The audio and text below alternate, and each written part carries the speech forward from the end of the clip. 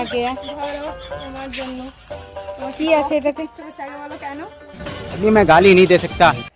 কেন খেতে চ ইচ্ছে তোকে করছে? फैमिली फैमिली देखती है, वरना मैं ऐसे ऐसे गाली তোকে কি বলছি, চ দাঁড়াও। আগে আগে। তারপর আর কি একদম চটপট দুপুরের খাওয়া দাওয়া সেরে নিয়েছি, কারণ তারপরেই হচ্ছে আসল মজা। এবার একদম টক খাওয়ার ইচ্ছেটা সম্পূর্ণ হবে বলে মনে হচ্ছে, আর ইনি একদম জোর কদমে তার কাজে লেগে পড়েছে।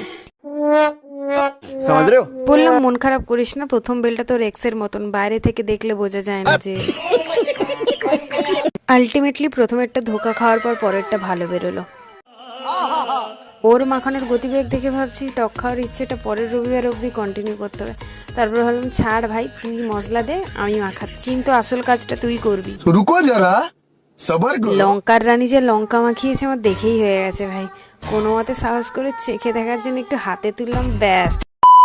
বললাম সরি সরি, আরে বেল পূজারি আগে আপনিই চাখুন কেমন হয়েছে বলুন।